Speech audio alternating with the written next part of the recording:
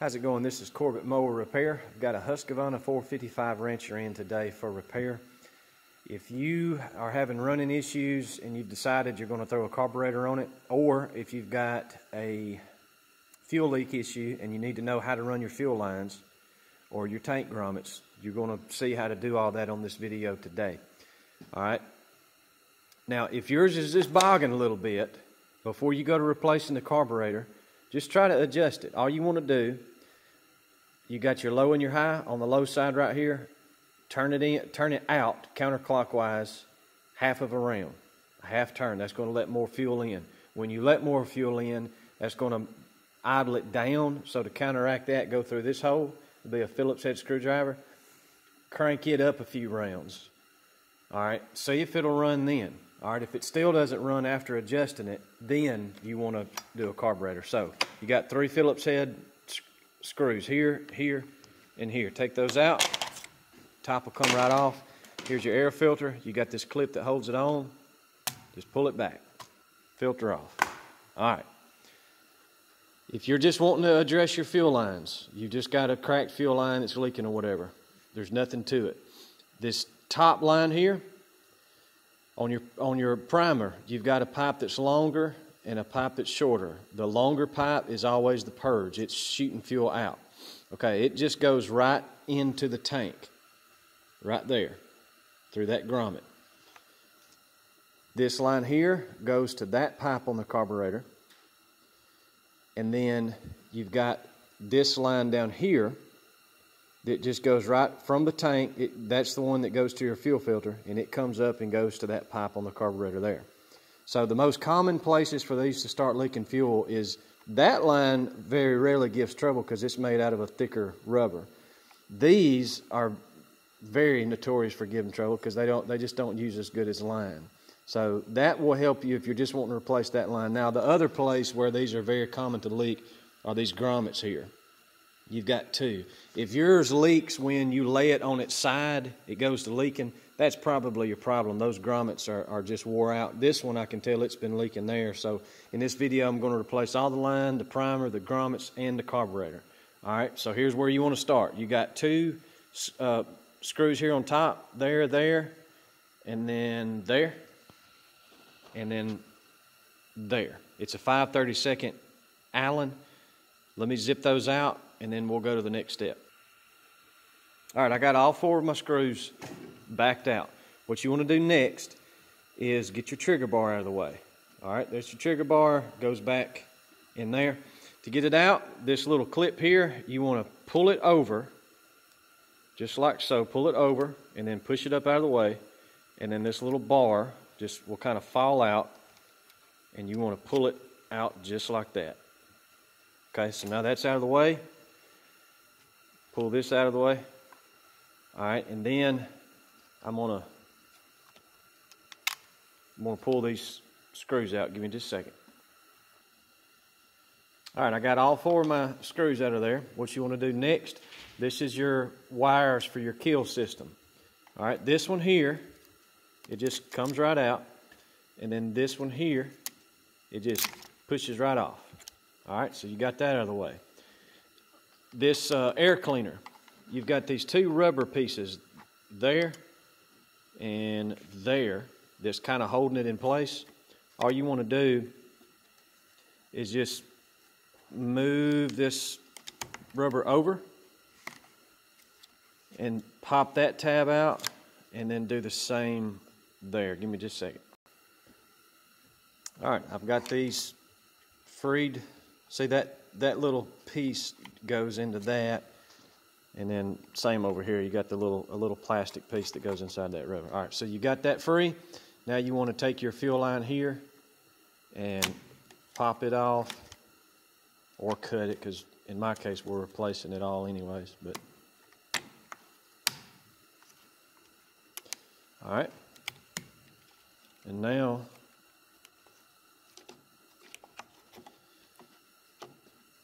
all right, so this your intake.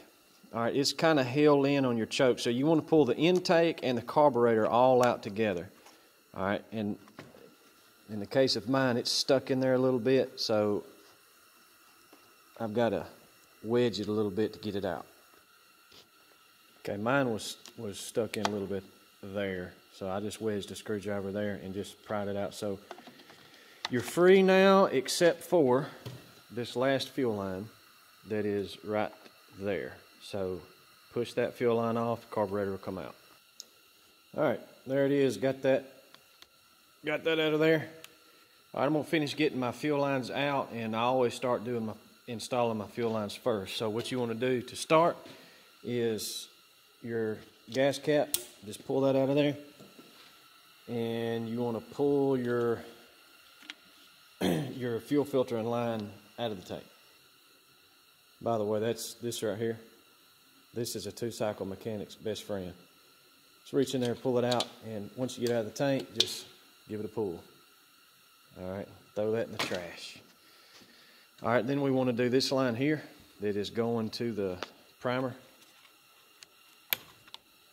That's the little one that goes to the carburetor, and that, just pull that out.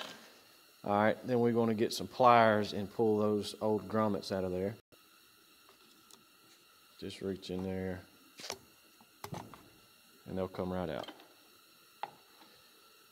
Don't skip replacing these, or you'll be leaking fuel. All right, let me get my new grommets, and we'll start with our fuel line. So the grommets that you get are probably going to look like this. They're bigger than the OEM one, which is good. Make sure that you pull that little piece of rubber off out of the way. Now, one thing that you need to do is, if you notice on this far hole where the grommet's going to go, you don't have quite enough room for that lip. So what I do is I just take some side cutters and just trim just a little bit of that off, and it'll go down in there. But like I said, these aftermarket ones actually do better because they just fit so much tighter, which is going to make it a whole lot harder for them to ever leak again. So let me get those punched in there. Little tip on getting them in: once you start it on one side, and then use you a flathead screwdriver to help force it in. Like I said, they're bigger, so they're just going to fit a little tighter. All right, got our grommets pushed in. We're going to start with our line where your fuel filter hooks up to. Make sure that you put the one for your fuel filter in this hole here. All right, take your fuel line, cut you an angle on it. Throw your little WD-40 on there, just so it'll go through easier. All right, and then just go to forcing it through. All right, and then once it gets started, once you start it through the hole enough, you can go in through the tank and grab hold of it with some pliers. All right, once you've got it pulled through, you want to cut your line back flush, and then stick your filter on, and then throw your line back in the tank. All right, one important part on this: when you throw your line back in there, make sure you've got enough slack in there so that it can sort of lay down, because what you don't want to do, sometimes you'll not have the right amount of slack in that line, and it'll put your filter at an angle to where it's not resting in the bottom of the tank. So make sure you do it in such a way that your filter is able to rest at the bottom. All right. What I'm going to do now is I want to use the rest of this line for the rest of this job. Now, I don't need much line here because this line is going on the carburetor like right in here. So I'm going to cut it about right there and then move on to the next one. And then when we come back to it, when we go to install this, yes, I'm going to have too much line, but I'll just go back through my tank and pull the slack out. Okay, on this next line, you don't have to do this if you don't want to, but when you push it in, go ahead and do like you did on the other one. Start it in, reach in the tank and grab it and pull it out and cut this flush and pull it back in to where only about that much is hanging through the tank. The reason why I do that is most people will just shove that in there and this will be sitting in the fuel. Now, it's not a problem because remember, this is the purge. You're just pushing fuel back into the tank. But if you'll only let this hang inside the tank about 1/2 of an inch, that'll make it to where you're not having to push on this primer so hard, because you're not having to push the fuel in the tank, and that'll make your bulb last longer. You're not having to, it's not having so much force put on it. So I'm going to push that through, grab it in, from the inside of the tank, pull it out, cut it flush, and then pull it back through to where it's hanging inside the tank about 1/2 inch. All right, so I've pulled my purge line out, I've cut it flush, and now what I'm going to do is pull it back up. Just let it hang about like that. All right, now this line, what you want to do is you want to tuck it under this part of the intake. It's going to go under there. Just run it around and let it hang up like that. See how it's, make sure it's not kinked anywhere, and just let it run under there. All right, I'm going to pop my primer out and put a new one in. All you want to do is take you some pliers and squeeze those tabs together, and your primer will shoot out, and you'll put your new one in.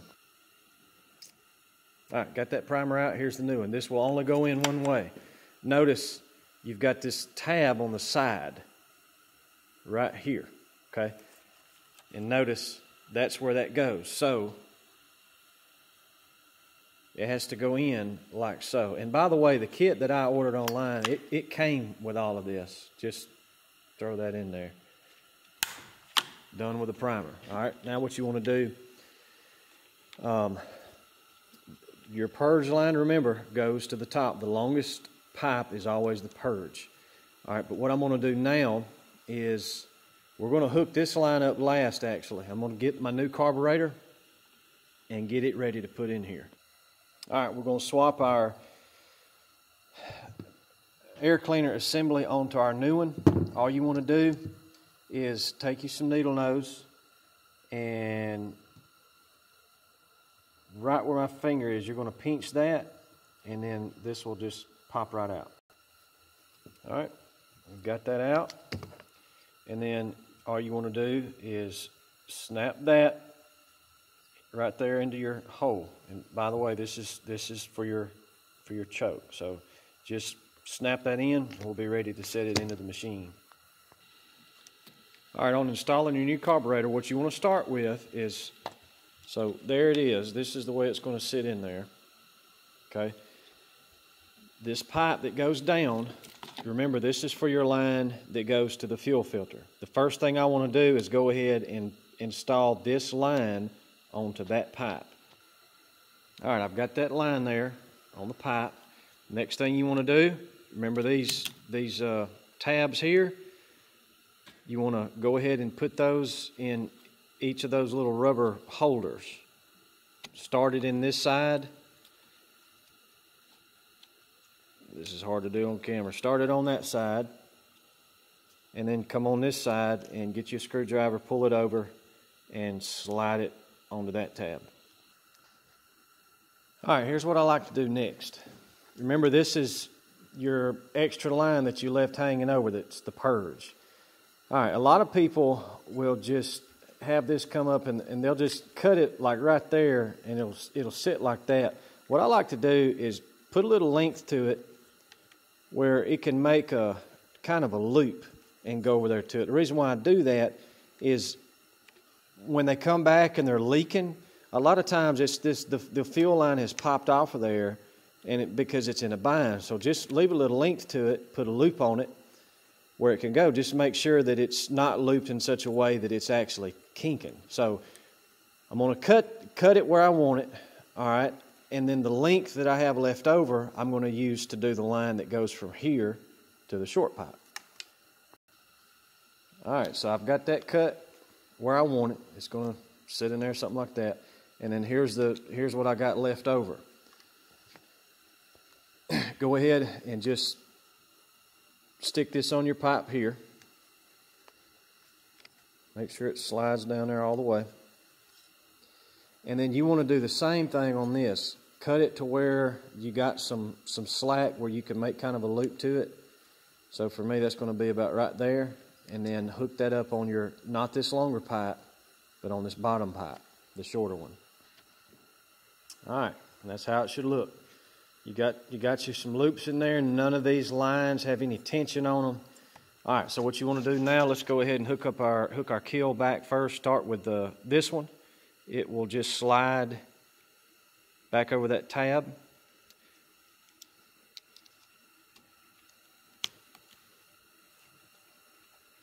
Just like so. And then this is going to go, I'm sorry for the camera moving around. It's hard to do and look at the camera at the same time. It's going to go in that little pocket right there. Just like that.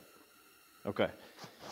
Now we want to go ahead and bolt it back in. Now when you go to bolting this in, make sure that the upper part of this carburetor is sitting in that groove, and that this ear is over it. Now keep in mind, you're screwing in the plastic, so if you're using a little impact gun or whatever, don't go crazy with it. Just snug it. All right, I start with the bottom ones first.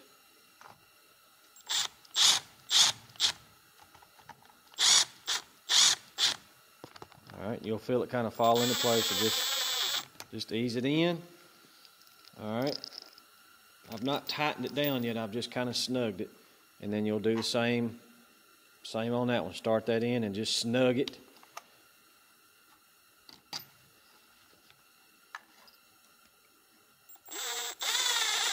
About like that.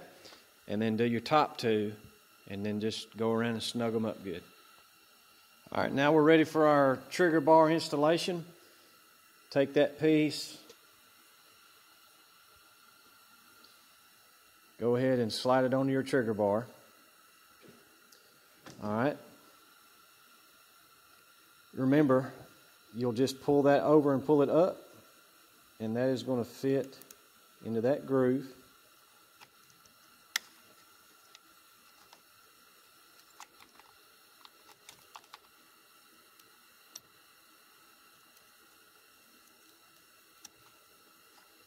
All right, and then I'm going to show you where it's got to go.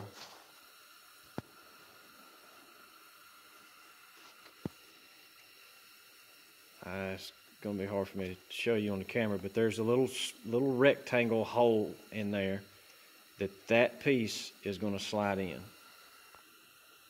Correction, I told you wrong. Slide your bar, this end of it, into the hole in the handle first. Slide that in. Then set that into your linkage. All right. Now, if you'll notice, the piece that holds this clip down, it's just a really tiny piece of plastic. All right, and I've seen it happen a lot of times where that little clip, it just doesn't stay on good, and when it does, this clip pops open, and then the trigger bar falls out, and then you got no throttle. So I'm gonna show you what I do to make it to where you will not have that problem. Shazam, a little bitty zip tie. That's all you got to do, man. A little bitty zip tie, that'll make it where they can't pop out. Now, I'm going to throw the air filter on and all that. Almost always, these aftermarket carburetors, they come running too lean. So I'm not even going to try to crank this thing without first, I'm going to go through my low side here. All right, you got your low side screw and your high side screw. Your high side is always the one furthest from the engine, so it's that one right there. All right, your low side is that one there. Without even doing anything, I'm going to go ahead and open that up half of a turn, and I'm going to go through this hole right here and idle it up. And then once it cranks, if it's running too high, that's no problem. I can just idle it down. But by going ahead and opening this up on your low side, you're going to guarantee that you're going to be running closer to rich than you are lean, and that's what the saw wants. All right, one other thing I forgot to mention. don't forget to make sure, remember this is the line that your fuel filter's on, make sure that you pull that slack through to where you don't have a kink there. So, all right, I've filled it up with fuel. I'm going to prime it up.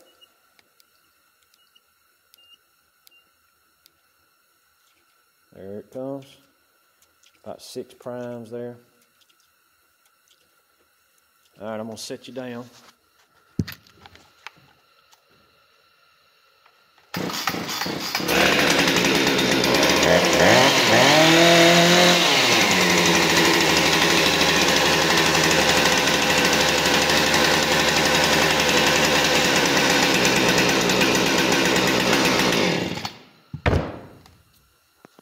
There it is.